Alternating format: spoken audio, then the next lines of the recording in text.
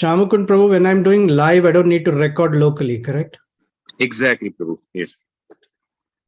Om Ajnanatimirandhasya Jnananjanashalakaya Chakshurunmilitam Yena Tasmai Shri Gurave Namaha Shri Chaitanya Manobhishtam Sthapitam Yena Bhutale Swayam Rupa Kadamahyam Dadati Swapadantikam Vancha Kalpatarubhyascha Kripa Sindhubhya Evacha Patitanam Pavanebhyo Vaishnavebhyo Namo Namaha Shri Krishna Chaitanya Prabhu Nityananda Shri Advaita Gadadhara Shrivasadi Gaura Bhakta Vrinda Hare Krishna Krishna Krishna Hare Hare Hare Rama Rama Rama Hare Hare Manojavam Marutatulya Vegam Jitendriyam Buddhimatam Varishtham Vatatmajam Vanarayutha Mukhyam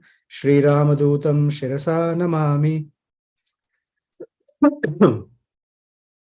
Pujantam Rama Rameti Madhuram Madhuraksharam Aruhya Kavita Shakham Vande Valmiki Kokilam Apadam Apahartaram Dataram Sarvasampadam Lokabhiramam Shri Ramam Bhuyo Bhuyo Namamyaham Dakshine Lakshmano Yasya Vame Cha Janakatmajaha Purato Marutir Yasya Tam Vande Raghunandanam.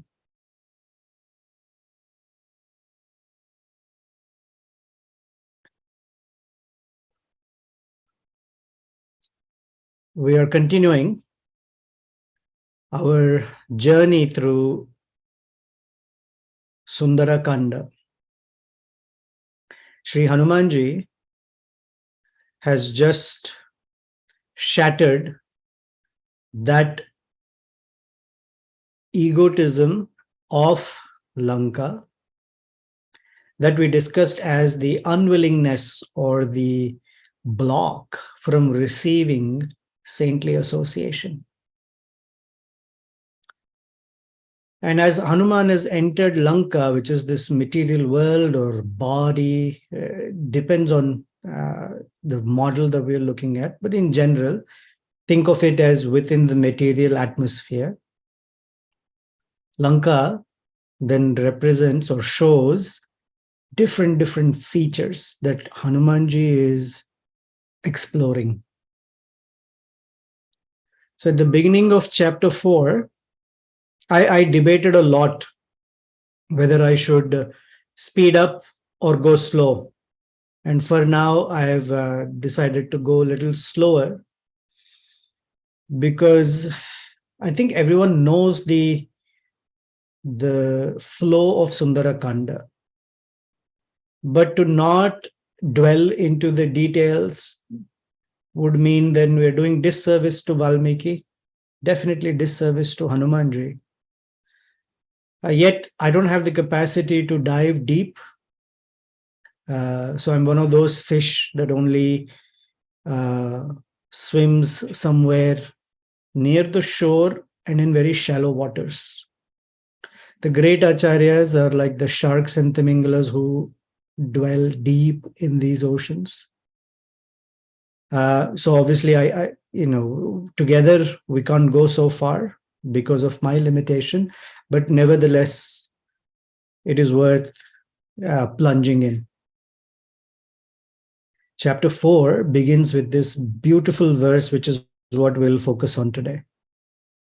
Sa nirjitya purin sreshtham lankam tam kamarupinim vikramena mahateja hanuman kapisattamaha advarena cha mahabahuhu prakaram abhipupluve. Hanuman, the strong armed Mahabahu, the mighty monkey chief, having defeated the presiding deity of Lanka, who could assume any form at will, leaped over the boundary wall of the rare entrance of the excellent city by his prowess. So there are some very wonderful words that set the tone for Hanumanji's searching through Lanka. So the first line tells what happened. Sa, that is he, Hanuman, Nirjitya, having become victorious or having defeated, Purin Shreshtham Lankam Tam, having overcome that city of Lanka, which came as Lankini, Tam Kamarupinim, one who can change forms at will. Vikramena, with a great jump or with a great prowess. Mahateja, Hanuman, the great mighty personality. Kapisattamaha, the best among all the monkeys. Like we say, Narottama, he is Kapisattama. The word Kapisattama, Kapi, is the lotus. And this is where sometimes the word Kapi, although refers directly to monkey, we don't say is the best of monkeys, especially in this context. This is the same refutation Rishi Ramanujacharya offered to his teacher. That when he described the Vedic aphorism, Kapyasam Akshini, that Kapyasam Pundarikam Akshini, that the eyes of the Lord are red like Kapyasam. Kapi Asam means the buttocks of a monkey. When Ramanujacharya heard this, he burst out crying. Especially when he was massaging his guru felt warm tears. So he asked him, "Why are you crying, Ramanuja?" And he said, "Oh Guru, oh Acharya, my heart is in pain because the explanation that you gave, Kapyasam. Why would the Vedas almost sound derogatory of comparing the most beautiful eyes of the Lord with a monkey's reddish buttocks?" So his guru asked him, "You know better, tell me what it means." And he said, Kapi Asaha means a lotus. Kapi is a lotus. Kam Pibati. One who takes in and one who's nourished by the sun, he is reddish. And so the Lord's eyes are reddish like a lotus petal. So here Kapi Sattama, like Narottama, means he's the best of the lotus-like personalities. Advarena cha mahabahu prakaram abhi pupluve. Pupluve means jumped or leaped over. Abhi pupluve, leapt over. So let's take some words. We saw Kapisattama. We'll take the word Advarena. Dvara means door. And Advarena, not through the door, but leapt over the boundary wall. So this word, remember, Lanka is the material sphere or material atmosphere. Every conditioned living entity enters this material atmosphere through a certain doorway, dvara. Right? And that dvara is called karma. That's the doorway. Karma is the doorway that brings us into different life forms.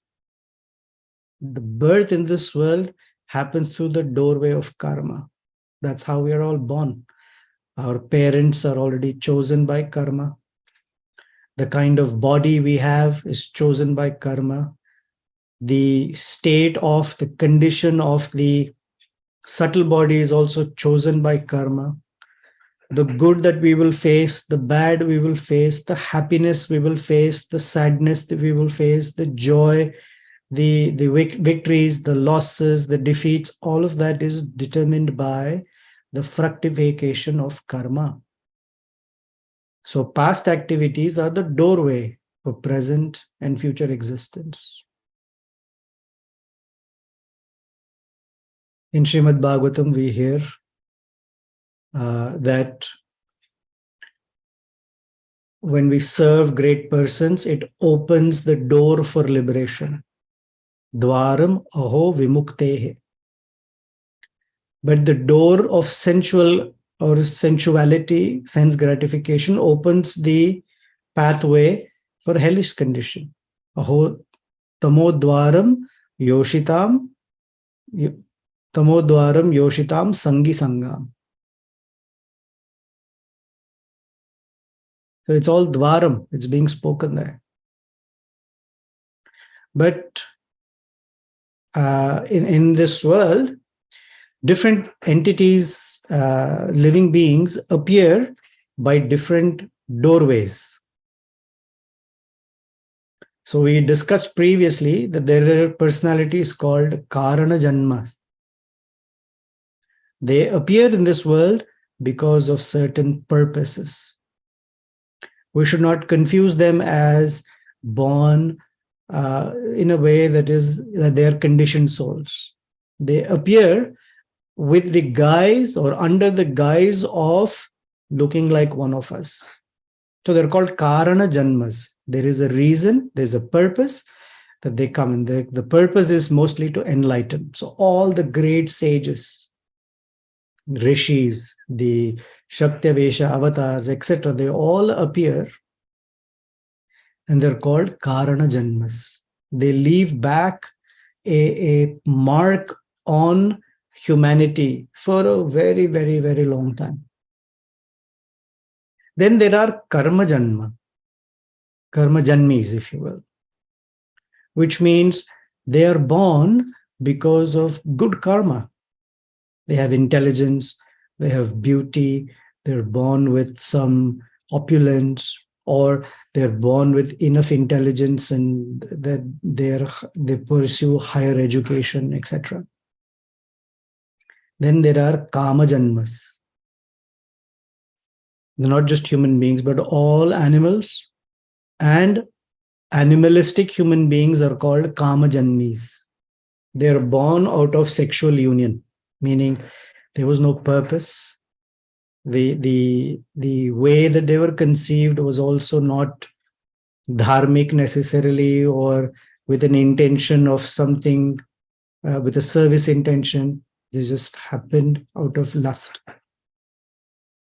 One may wonder, oh, which category do I fit? But in the case of Sri Hanuman, he entering Lanka is because he is not one of the conditioned souls. He's coming in as the spiritual master, or is representing Guru Tattva. So Advarena means not the conventional way of entering the material atmosphere. He enters differently. How? By jumping over the boundary wall. We'll discuss why jumping over the boundary wall. Another meaning of the word Advarena, to glorify Hanuman. In Bhagavad Gita, Krishna describes Akarosmi. I am represented by the alphabet, by the word or letter A, because A gives meaning to all the dhatus. Without putting A, they cannot be used as words. And a sound, when added to any word, makes the word usable in language, in construction of sentences, etc., and is also the source of all the other letters in the alphabet. Therefore, it starts with A or A, I, U, like that. So that letter A represents Lord Vishnu, or the Supreme Lord. Advarena means the pathway of Lord Vishnu. Hanumanji is coming with a mission, with a mode of service. The service is to find Sita, to find the jiva, that's entrapped within the material atmosphere. And that's the purpose of the motivation of and the service of Guru Tattva. Otherwise, why one should have Guru? Just for being able to find and see the soul face to face. So he's there on the order of the spiritual, order of the Supreme Lord. He comes for the purpose of awakening the dormant love of Godhead in all living beings, especially human form, living beings in human form. All right. So Abhipupluve now indicates that he did not come through the gate, Advarena, because the gate is called Simhadwara. And Simhadwara is this big main gate that is opened when the king enters or the king's caravan enters. Hanuman is not entering Lanka in that way. And then when any other person has to enter the palace, all the gates are not opened. A small aperture in the gate is opened for people to enter. The best I can describe is if any one of us has visited Krishna Balram temple in Vrindavan, during Mangalarti time, they open the two doors. And as soon as the first part of Mangalarti is over, they close the doors and only a small aperture is opened. And that one is a way to show that ordinary people enter that way. And when one enters to that way, in this case, let's say Hanuman is entering Lanka through that small aperture, there is a risk of being attacked because when you have to enter through, the aperture is small. To fit your body, you have to lower your head through it, which means you cannot see who's there in front of you. And there are guards, Ravana's guards, who if they suspect and they see Hanuman and it seems like he should not be there, they could attack him. Another is the dwaras have this small opening for a reason, that the king who's sitting ahead, anyone who comes to visit him has to involuntarily bow to enter. Akbar did like that.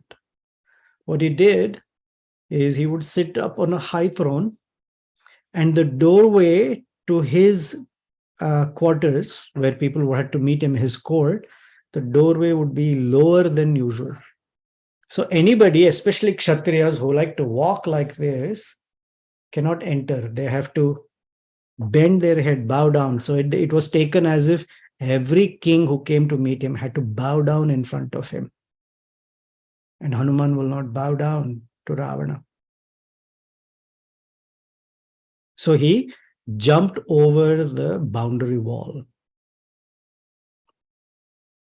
Next, Hanuman here is referred as Vikramena by his prowess. Actually, Vikrama is the word used for Lord Vamana. Although he came as a dwarf with very short legs, bigger or taller torso, and disproportionate legs. He's called a dwarf. And when Bali Maharaj saw him and asked him, what would you like? He said, I want 3 paces of land. So with short legs, you can't cover much land. So it is very deceiving. He said, how much land will you cover? Bali asked Vamandev, come on, ask for more. He said, no, I don't want to be greedy. And as soon as he said, all right, I offer to you, and poured Achaman into Vamana's hands, suddenly he became so big that his legs, I mean, you could estimate the size of Vamandev. With one leg, he covered the entire upper planetary systems. With the second step, he covered all of the netherworlds.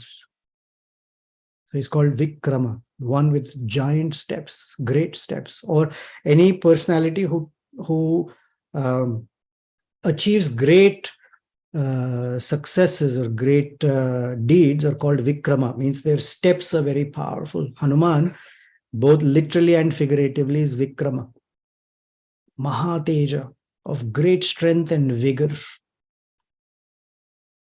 Mahabahu, very strong armed. Now, he is entering Lanka not wondering whether he'll be successful or not.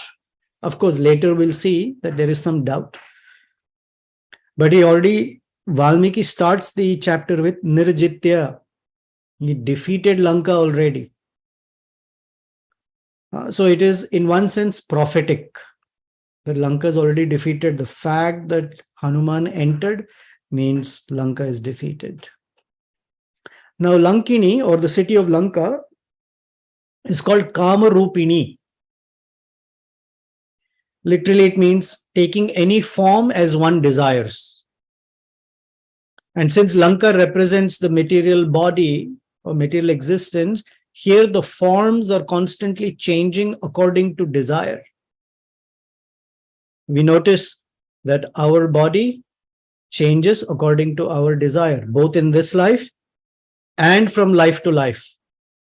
Dehinosmin yatha dehe kaumaram yavanam jaraha tatha dehantara praptihe. One receives another body. And in the 15th chapter, Krishna describes Utkramantam sthitam vapi bhunjanam va gunanvitam. Shotram chakshusparshanam cha rasanam ghranameva cha adhishtaya manaschayam vishayan upasevate.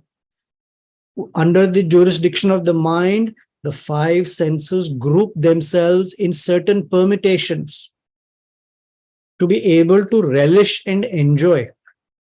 And depending on the desires we have in this body, the next body will take that form. It's called Kama Rupini or Kama Rupa. Another is Kama Rupa, means forms coming out of lust, if not just desire. So material Lanka represents the different forms living entities are taking just by their desires. Then, in the next verse, Valmiki Rishi tells us, Pravishya Nagarim Lankam Kapiraja Hitam Karaha. Kapiraja Hitam Karaha. Chakre Atha Padam Savyam Cha Shatrunan Satu Murdhani. Hanuman, a great follower of, or the servant of the king of the monkeys, entered Lanka placing his left foot first. He says on the forehead of the city. Shatrun Satu Murdhani. Murdhani is the head. So Hanuman entered Lanka after he jumped over the boundary wall and put his left foot first. Now, it is said in Dharma Sutras that when entering a friend's home, when a bride first enters her home after marriage, when someone enters their new home called Gruha Pravesha, you always enter with your right foot first. When you enter the temple, enter with the right foot first, because it is auspicious. The place where one is supposed to enter with their left foot is the house of an enemy. When one enters with the left foot, that's the indication that I bring inauspiciousness. That is how right and left of the body are organized. Right hand is called Dakshina, left hand is called Vama. So here the word we say, Kapiraja Hitam Kara. The word that we are familiar with, that is famous, is Kim Kara. What am I supposed to do? What can I do for you? That's the name of a servant. So here, Hitam Kara, one who's always doing the welfare or bidding the welfare of Kapiraja, Sugriva. That is Hanuman. Now, we talked about entering with the left foot. Here are some acharyas who give their commentary on it. Tilaka, in the commentary called Tilaka, he says, it is implied that when one gets in with the left foot first, it is as if putting the foot on the head of the enemy. Therefore, Valmiki says, Murdhni, as if he already stepped on the head of the enemy. It's inauspicious. He's entering with the way he's entered is inauspicious for Ravana. Then in another work called Kataka, he says not only did he enter through the rear gate, he laid first his left foot to foreboard the destruction of the enemy and his own victory. Placing the left foot in the land of the enemy is as good as placing one's foot on the head of the enemy. So what Hanuman did at the time of starting his journey, in accordance with Dharma Shastras, Gautama, Manu, and Apastamba. So it is very much in line. Every word, act of Hanuman has such deep meaning. Smriti Shastra says one should start a journey, Griha Pravesha, and a wedding ceremony with his right foot. And while entering enemy's town, one should start with the left foot. So this way, Sri Hanumanji entered Lanka. Okay, what did he find there? This beautiful city was shining, as if how the sky shines. And the houses looked like clouds in the sky. And everywhere there was sounds of laughter, sounds of musical instruments being played. And the houses, the walls, everything, paraphernalia was studded with diamonds.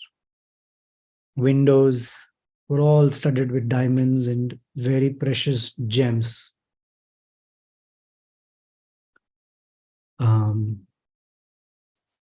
The city was filled with Rakshasas who were protecting it. Their houses looked palatial, magnificent, white, like the clouds we discussed last week. Like they looked like the clouds on the autumn sky, white clouds in the autumn sky. Then Hanuman started looking around and saw that the entire city was decorated with beautiful garlands and jewelry. And in fact, for a moment, he's like, wow, what a city. When he went from here and there, he saw buildings of different shapes and forms and the way they were decorated. Then Hanuman saw people were singing in different pitches, Mandara, Madhya, Tara. They were singing like Apsara women who had descended from the heavenly planets. Hanuman noticed sounds of ornaments of women around their waists. That means they were walking with a very, what's the right word? Very charming gait. That's their hips were swaying as they were walking. And so the bells that were on their belts were jingling. Hanuman's noticing all this. Then he heard sounds of ankle bells of young women running around and walking with some purpose. And he heard these women climb upstairs and heard also the roars and of all the different Rakshasas. Side by side, he heard some Brahmanas holding in their fists Durva grass. And reciting certain shlokas. And what were the shlokas? They were all praises of Ravana. Swadhyaya niratam chaiva yatu dhanan dadarshasa. Ravanastava samyuktam. Ravanastava. We sing Govindastava, Sri Ramastava, Gurustava. They were all reciting Ravanastava. Then on the main roads, he saw many spies of Ravana, massive, massive Rakshasas who stood guard on the royal highway. So there's specific details. In one sense, these are all the descriptions of the material world, specifically also each body and how there are different organs, there are different ways in which the body is structured for being protected, the rib cages, the organs, the vital organs, the wonderful golden hue that covered the entire city is the skin, the garlands around all of the cities, the way one decorates oneself with jewelry, etc. I mean, if we go verse by verse by verse, I don't have the capacity, but if we do, this chapter would take many hours. Then, through this, he was trying to search for where Ravana's house is. Ravana's house is on top of a mountain. And to get there, it is inaccessible because of great meadows and moats filled with lotus flowers. And he had great, very tall compound walls, or that. And then he watched from one house to another, just taking it in because he's looking for Sita Devi. One may wonder, Hanumanji, Brahmachari, paying attention to the sound of the bells from women's waists, their ankle bells, their laughter, their giggling, their beautiful eyes, the charming faces. Why is he looking for all that? He's a brahmachari. He's looking for Sita Devi. And he has to be able to decipher who is Sita, who is not Sita. And he has entered. The material sphere is charming. There is glitter to it. That is Maya. Although untouched by it, he is looking and seeing how Vishnu Maya, I mean, I'm using the word Vishnu Maya, how this Lanka is dazzling and how people are completely enamored by the dazzle of Lanka. Now, we also have things like that inside this material world. Las Vegas, Atlantic City, other places where the razzle dazzle is just way too much, and people actually go there for fun.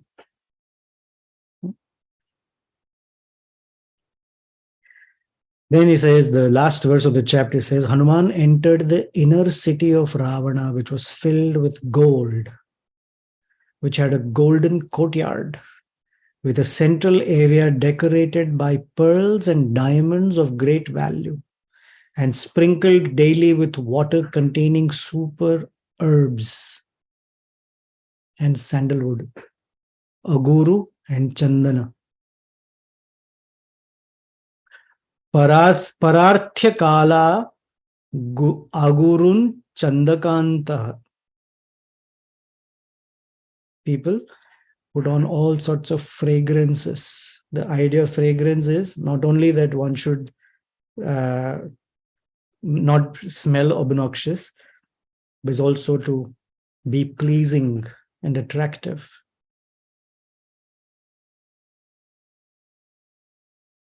That is Hanuman.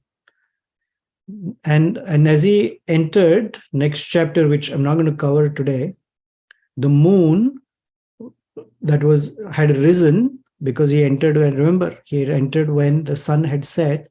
The moon is now right overhead.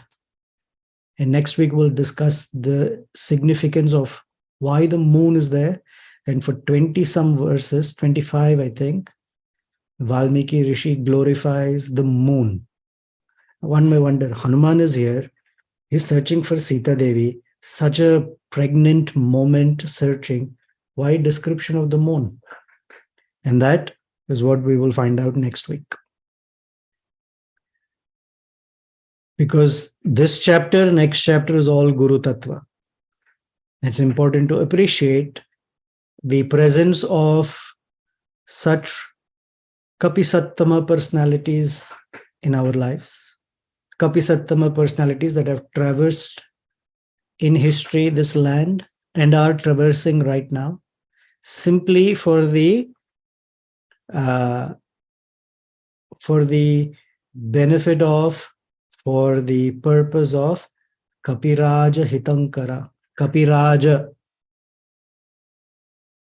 Here also there he says Kapiraja. The best of such personalities, the Supreme Lord, Kapiraja Sattamaha. The best of lotus-like personalities is the Supreme Lord, who is called Pankajanabha, Pankajanetra,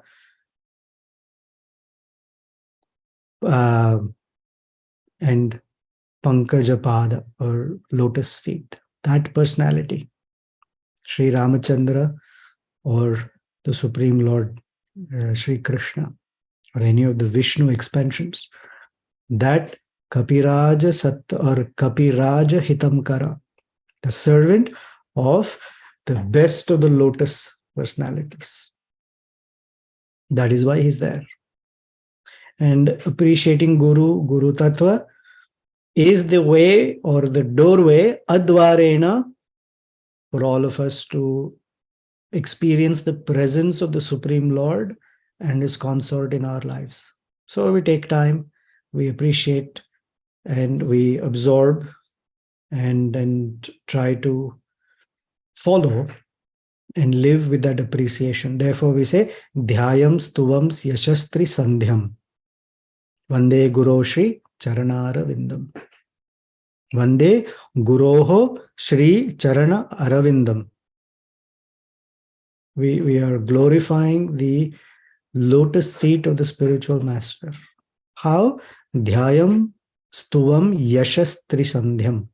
His Yasha, or her, depending on who it is, Yashaha Trisandhyam Dhyayam Stuvam. We meditate on and we recite.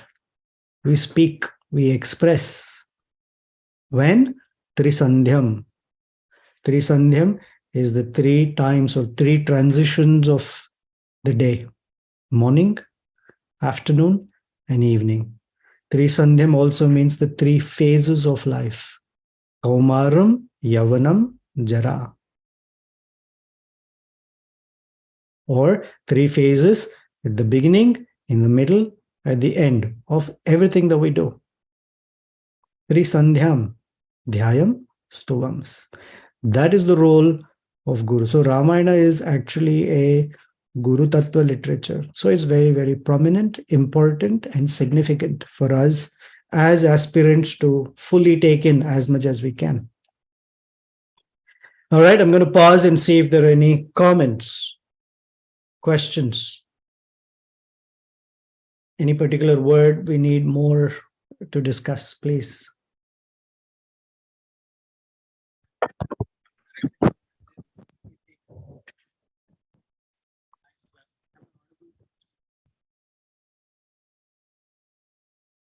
Anybody? Hare Krishna, Prabhuji. This is Yeah. Kirti. Yes, keep going. I'm audible. By this time, we recognize your voice, so just keep going. Thank you for nice class. I just wanted some clarification. Is there description first about what Hanumanji heard or what he saw? What do you mean? In Lanka? In Lanka, when he... What he first heard? No. How was the sequence of description that Valmiki wrote? Was it first visual or was it auditory? You're trying to make some connection with Shravanam? No, I'm just curious.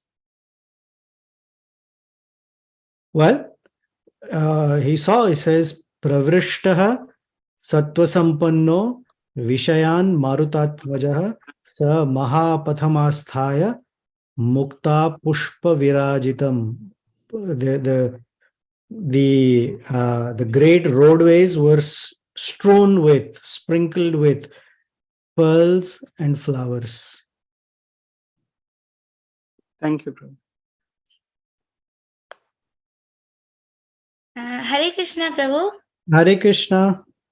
Prabhu, my name is Yashoda. Yes. I like the video which you sent on Ramnavami. I learned many new points.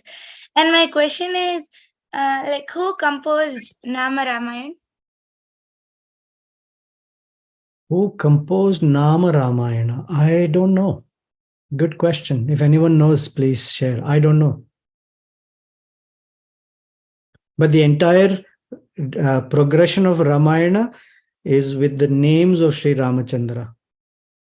But I don't know who composed it. I haven't come to studying it yet, so I didn't really pay too much attention to it. I don't even get my head out of Valmiki Ramayana because every time I read, it seems like there is so much. I don't look here and there also. I'm hoping I did this when I was younger, so I would have time. I have, I don't know, whatever time is left, I'm trying to make the most of it. So to directly answer your question, I don't know. I can find out for you. If someone else knows, please put it on our WhatsApp group. But good question, Yashoda.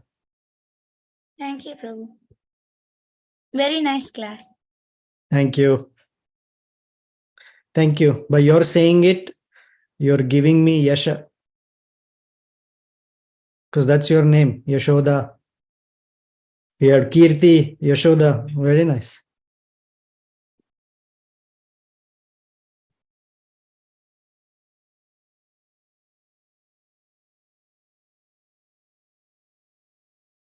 Anything else? Hare Krishna, Prabhu. I just wanted to... the booming voice of Shamakund. Please add rasa to it. Prabhu, I mean, right from the beginning of this class, when you started speaking about Advaram, he is not impelled by karma. It suddenly struck me. I'm very thankful to you that you're going so deep, that this is not something which we normally hear from others, and you are bringing out the real essence of the Ramayana. Two things that I wanted to get it clarified from you, or sorry, one thing to clarify and one thing as a note actually. When you were elaborating on the word Advaram, that is when I also understood it as the spiritual master's entry in our lives is not straightforward. We expect some stereotypical ways in which I go to a lecture, I hear something and something affects, but it may very well be happening through other means, which we may get to know much later. Maybe some gestures, maybe through arrangements even unknown to us, that the spiritual master might be doing. And so we have to be all the more alert as we progress in our spiritual life, that the mercy of the spiritual master can come in various ways, maybe just by fulfilling his mission or doing various other things. So that's one thing I wanted to get it That's clarified. the word. Yeah, excellent. That's the word we discussed in Vishwanath Chakravarti Thakur's reference last week was Yadruchaya, somehow or the other. It is not the stereotypical way necessarily. Thank you for sharing. Thank you. And one other thing, the entire the elaboration that you did on Hanuman entering Lanka with his left foot, purposeful. It is not like whimsical, and with a clear intention. This made me recollect one exchange where one spiritual master said that as he was initiating a disciple, he saw the pride in the devotee, and while he was giving Diksha, he chastised him. And later he said, this was primarily so that the disciple understands this, what he needs to work upon. So, I mean, it's so heartening to see that every word is a measured thing, like, and how much we have to deeply introspect on what each action that the spiritual master does. That's it. Oh, thank you. Thank you. That is the joy, but also duty of a disciple to take in everything about the spiritual master.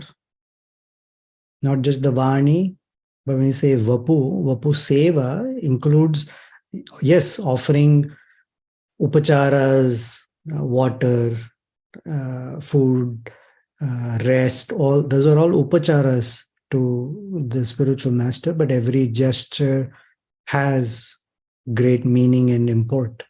And the idea is to catch that as much as one can. As Valmiki is doing with every word, every padam, he's making sure that and there are so many layers of things with learning, but he's also grasping. And he heard only 90 shlokas from Narada Muni, but the exposition is of 24,000 verses. So thank you for sharing that.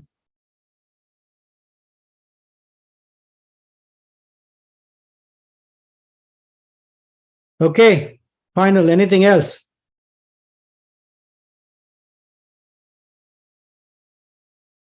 Anything that you particularly liked or you never heard, or you heard and it strengthened for you today? Anything?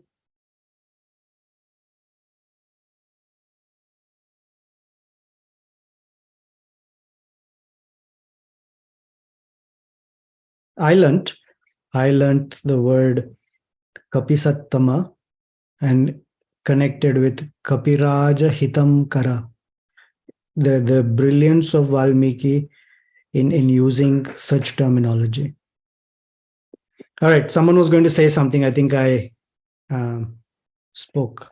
Go ahead. Who was it?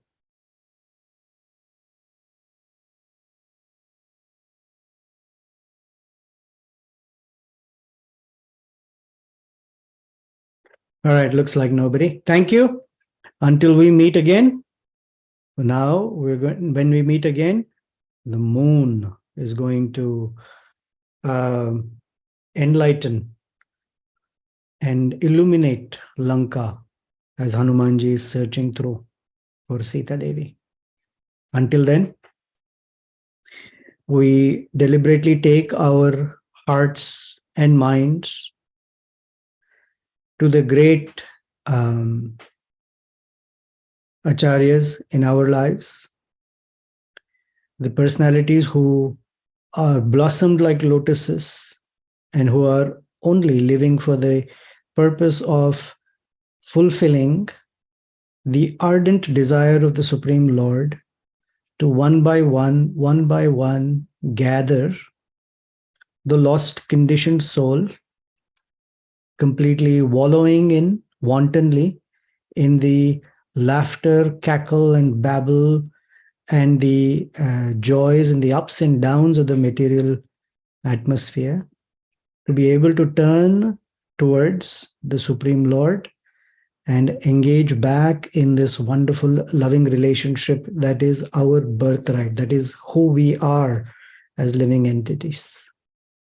And we are overjoyed that Sri Hanumanji is showing us and giving us a sense of value for such personalities in our lives. And he himself is such a shining example that we are extremely grateful that little tiny dust particles of his lotus feet seem to be scattered here and there for us to pick up and rub our bodies with. Thank you. Shri Shri Sitaram Lakshman Hanuman Ji ki Jai. Srila Prabhupada ki Jai. Jai.